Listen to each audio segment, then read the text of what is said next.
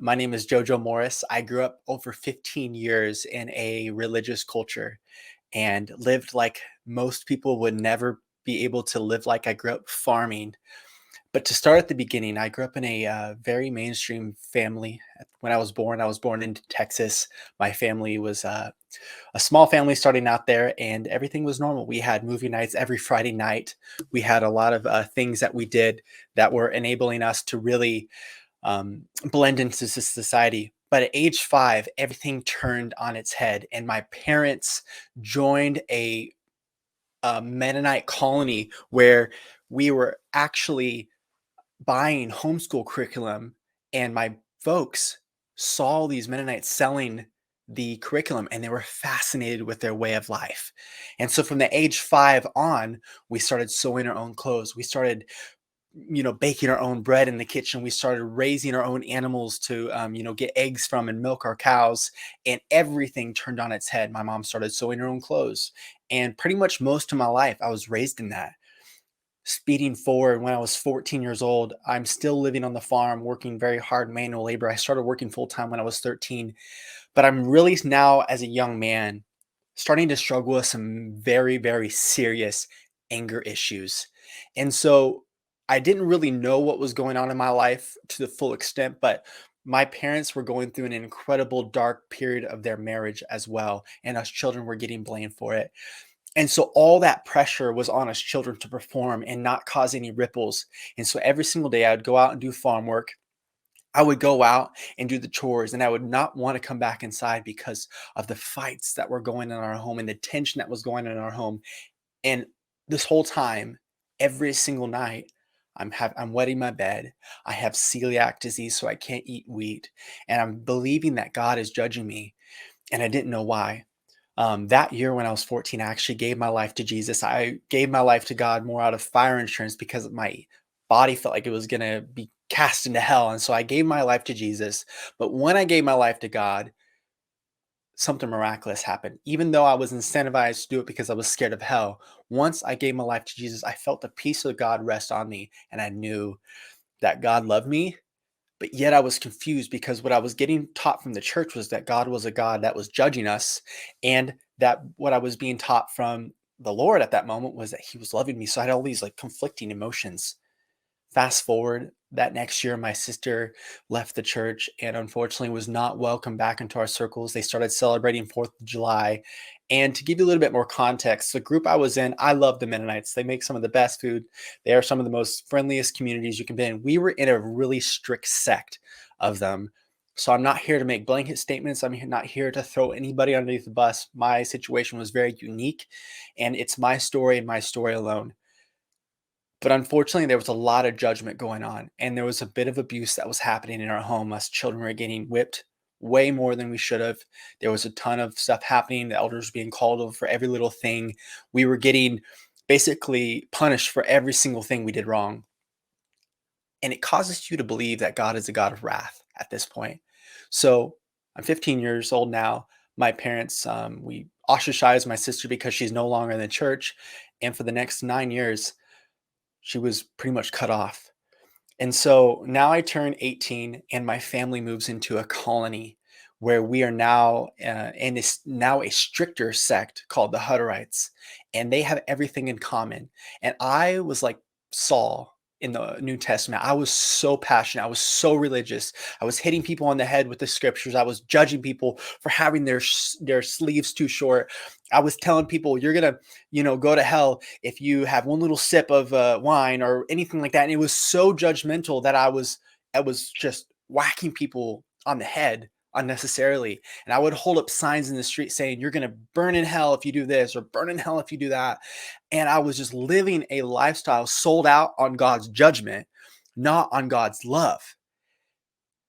And I turned 19. I'm getting deeper into it. I'm leading the youth. I'm even more passionate about everything that was going on. And I'm playing hockey one winter. We built our own little homemade hockey rink, and a friend from out of state was playing. And unfortunately, this young man is so strong. He slap shotted the hockey puck and it went straight into my mouth. And so there I'm on the ice, believing that God Almighty has judged me because my teeth were punched in. It was just a mess. Because at that point in my life, I felt like if anything happened in your life, is because God is trying to teach you a lesson. And I thought God had judged me. And my lip almost lost my lower lip. I'm going to the emergency room, getting surgery every single week. And as I'm going back to the doctors every single week when I was 19, turning into 20, the restrictions lightened on me. They stopped sending an accountability partner into town because we were not allowed to go into town by ourselves. We had to have an accountability partner lest we fall into sin. And so they stopped sending someone with me. So I started exploring. I started going to pawn shops. I started going and visiting pastors. I would randomly stop by and just talk to pastors, like mainstream pastors on the way to Mankato there in Minnesota, where I was getting my dental work done. And God started working on my life. But as much as I wanted freedom, I started spiraling into a dark night of my soul. And I believe each one of us struggles in some part of our life with that dark night of our soul where everything is dark inside. We question why we exist. We question, why did you make me, God? If there I buried two of my childhood friends. They were both mothers, the age of 30, and I had their children holding on to me at their funerals saying, "Where's mommy? Where's mommy?" And I'm the one that taught their kids music. And now I'm having to comfort their children. I'm asking God, why did you let this mom die? She was only 30 years old. And so now I'm asking God all these questions like, who are you? You punished me for no reason. I have given you everything. I've been religious. I have been righteous. And why did you judge me? So it's 2016 now. I'm full on just as religious as can be. And I start getting so depressed. I don't want to live anymore. I don't want to exist anymore. And so one night I come home and there's a raging argument going on in our home. And it was because I play the guitar. I write music. It's part of the gifting that God's given me. But at that time, I thought that maybe it was my own ideas, but I'd wake up in the middle of the night and be writing music. And then I would teach it to the choir. And then 2 weeks later, after I would teach it to the choir, I would get in trouble for it because it was too contemporary. It was like the devil's music. And it was illegal to listen to the radio. So I wasn't even allowed to listen to K-Love or any of these other stations. But during that time, it was really dark because I felt like God would give me a gift of writing music, and then he would slap me on the face with it because of my gifting that manifested, and the elders would tell me that it was a sin. So I was very confused, very, very confused. So I was questioning everything. Dietrich Bonhoeffer and some great leaders in the past, including some bad leaders, have all gone through this dark night of the soul. I'm in the middle of that now. So I go to my bedroom. It's cold outside. I run into my room. I'm done. I'm done with God. I grab the pillow and I cuss God out. I use every single word on him that I can imagine. I'm like, why did you create me? Blankety, blankety, blank. I don't want to exist anymore. If you don't show me why I'm here, I don't want to live anymore. And I just gave God this ultimatum. You better show up or else I'm out. And a week later, I went to go take a nap. I lay down on my belly to go take a nap. And I went to go move my head to the right and my neck snapped. And at that moment, my body was paralyzed and my soul, my spirit left my body. So I'm laying there. I could see my body laying on my bed and I start to panic saying, no, no, no, no, no. I don't want to die. Now I know I'm locked out of my body. Now I know that I'm trapped and now I don't like it. And I started hearing supersonically. I could hear stuff sound like from miles away, cars starting, a little child laughing over here and a kid screaming over there, and tractors would rumble past. And no one knew I was out. No one knew I had died during my nap there. And so I start panicking. I try to get back into my body. And as I was doing that, I realized I could go through things. And so I ended up giving up and just walking right out my wall. And I started screaming at people in the community. We had a wash house that was in the middle. We were not allowed to have washing machines in our homes. It was just in the center of our colony, our little village there. And there was a woman walking to do her laundry. She had a little baby on her hip. And I started screaming at her, please help, help, help. My body is stuck in the house, but she had eyes that were glazed over. She couldn't even hear me. I was separated from the physical realm. And I realized someone walked through me while I was trying to get her attention. And I'm realizing no one can see me. No one can help me. And at that hour of desperation, at that moment of desperation, an angel showed up quite a bit taller than me and said this one line, it is time for judgment. And at that point, I was like, okay, I can't do nothing here on earth. And I resolved to leave. And this angel was glowing bright. Moments later, we start going into the sky and we start passing these levels. And there's these demons in all shapes dark grayish colors, and they were screaming out in these raspy voices that sounded like they've been screaming for eternity, "Come with us!" And they would just rasp and they'd reach for me, and I was like, "No, I'm not going with you." And they knew my name. They would say, "Jojo, come with us," but they would never acknowledge the angel that was with me. And I had to make a conscious choice: do I stay with what is known on earth, or do I go to judgment, the unknown? And I chose at that moment to go to judgment. And so from that moment on, I surrendered myself to being able to leave the earth, and the earth went off into this globe. I saw lights punching through the dark cloud of darkness and the war that was happening on earth. And I knew that that was the good that God had placed on the earth. And it was like God's children's prayers. I'm assuming that those were the prayers, those big light, bright beams that were shining from earth. And I'm seeing this scene just unfolding in front of me. The earth is at war. Babies are dying. Moms can't pay their rent. Dads are in depression. There's so much sickness on earth at this point. And I'm thinking that God is just this wrathful God at this point. Moments later, I'm in this wall of water. And the angel's now in front of me. And this angel is so big. He's massive arms. He looks like he's an incredible, strong bodybuilder. His hair was glowing white. He had darker features, but he was shining. His skin was illuminated. He said, "Jojo, you must let all the air that is within you out. Let it out." And I fought it. I didn't want to. I didn't want to surrender. But he said, "You cannot go where we're going with what is in you." And I finally surrendered.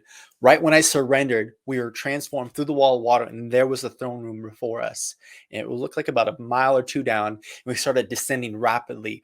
And it was the brightest light I've ever seen in my life. And it looked a bit bigger than a football stadium when we landed in it. But there was thousands of angelic beings all on the bleachers. And the first thing I saw was these tiles. When we landed down, I was looking down. And I saw these tiles that were approximately about a foot or so in dimension, but they were clear epoxy, but there was intricate golden designs that an artist had spent hours designing. And that was just the tiles of heaven. I look I looked to my right and there was angels standing like Marines. None of them were, there was no expressions. And then I looked to my left, and to my shock, God is sitting on a throne. He's glowing white. He's a bit bigger than the angel, and he's drinking out of a coffee mug. And in my heart, I raged. I said, "Who are you to sit on your rear end while the earth is burning?" And that shows you how much pride I had in my life at that time. Because at this time, I had a problem with the Father. I was upset at God, not Jesus. I was upset at God because I knew that God was in charge of everything. And so didn't hear anything other than, "It's time for judgment. Let judgment begin," was that surround sound voice that just boomed out of everywhere. Moments later, my life starts from the beginning. 1995, when I was born in Texas, our family, mainstream American family, blended into society. And then I saw that transition when we moved in with the Mennonites, and the pain that started, all the chaos that started in our family of being English speaking, being in a German culture.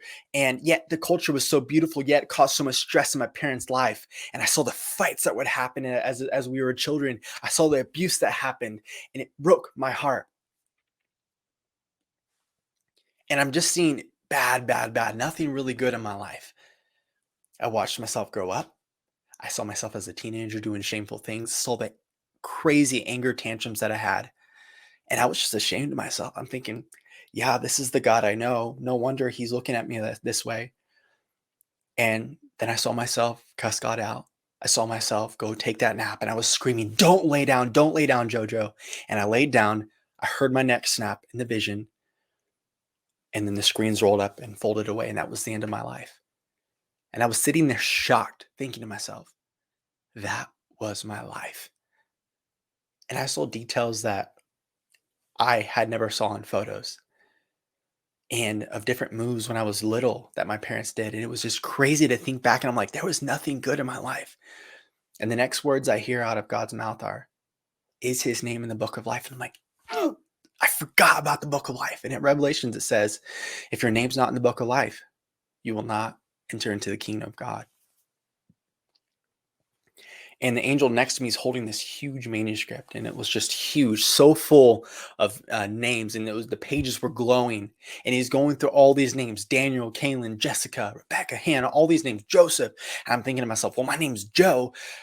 Maybe I'll just claim the word Timothy, or maybe I'll just claim Joseph. And I wanted to be dishonest at that moment to get into heaven, but I resolved, no, I will get into heaven the right way. I cannot live in eternity knowing that I cheated my way into this place. And I started feeling attached, even though I was angry at God for everything that was happening on earth. I started to feel attached to his presence. And then all of a sudden, in this electrifying moment, I heard the name Jojo.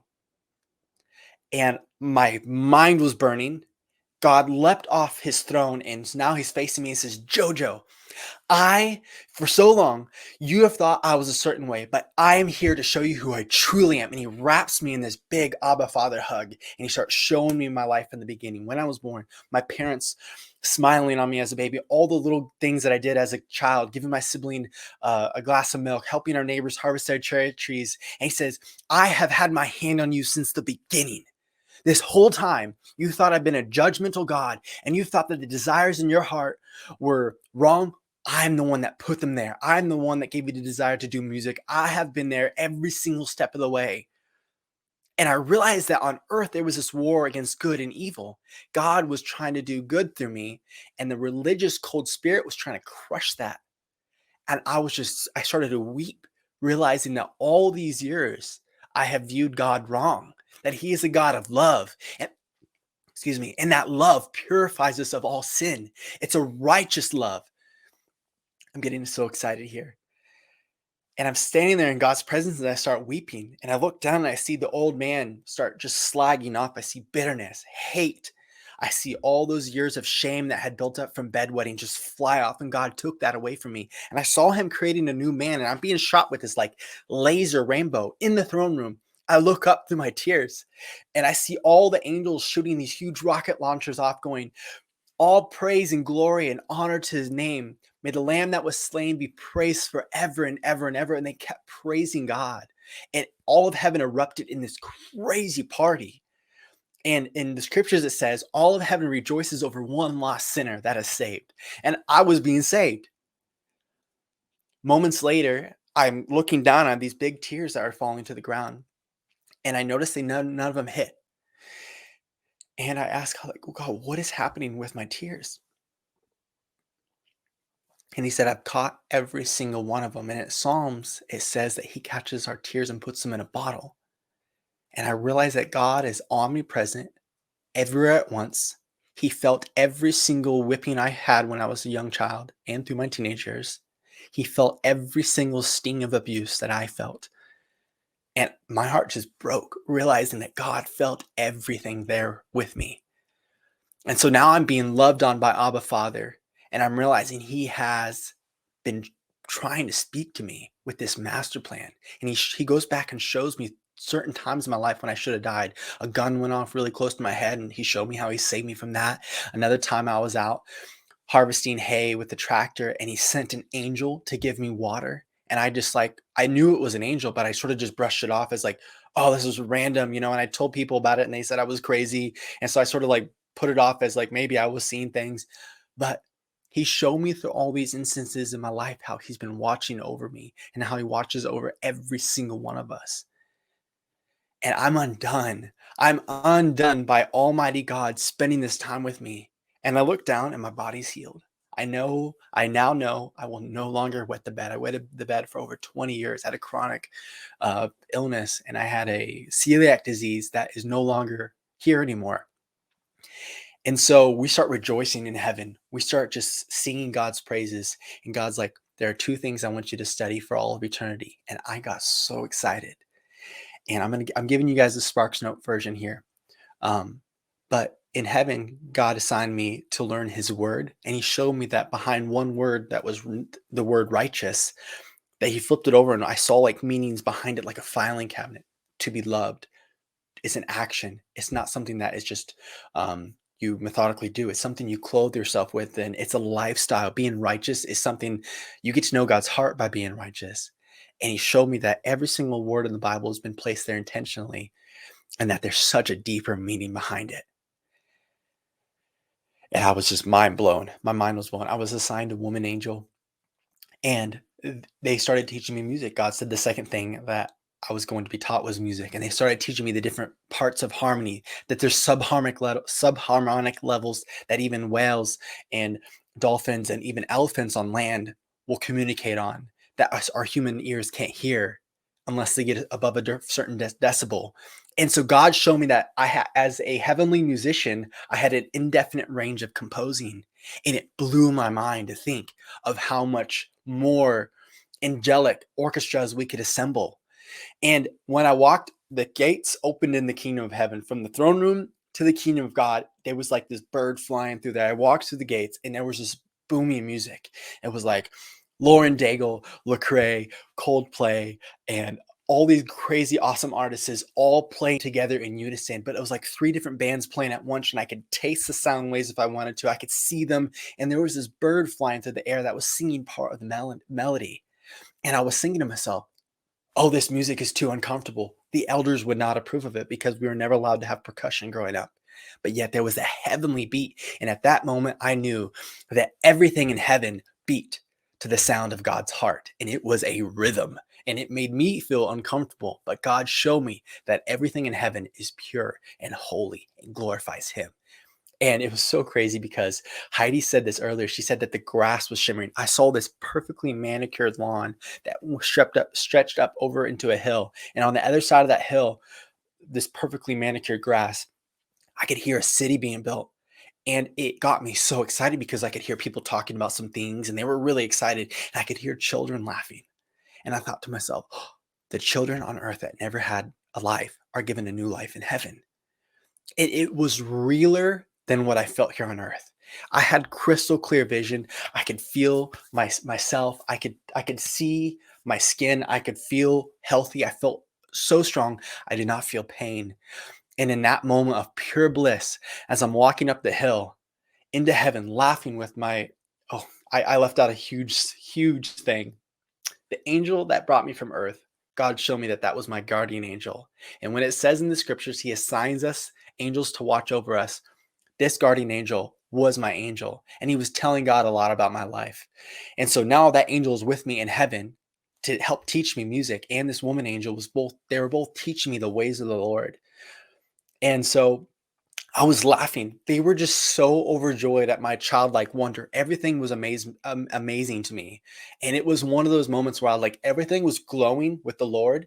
And after we walked in the kingdom and after God healed me of my sicknesses in the throne room, I felt God's voice inside of me. And when He would prompt a lesson, I heard His voice inside of me and the surround sound. And I was okay with it. I was okay with God being my thoughts. I was okay with God instigating the creativity that He had designed me to walk in. And as I wrap things up here, I realized at that moment that the desires God places in our hearts, if they glorify Him, are from God. It's very simple. If you have a desire in your heart to do something good that will glorify God, it's 1 + 1 is 2. It literally is straight from the Lord. And I was like, I've lived my whole life wondering if this gifting was from God. And now I realized it was. And now I can do this for eternity. And God took all sorrow and all the grief from my heart. He took all the pain away.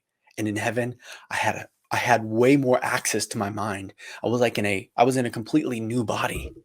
And even though it looked the same, I knew I was renewed.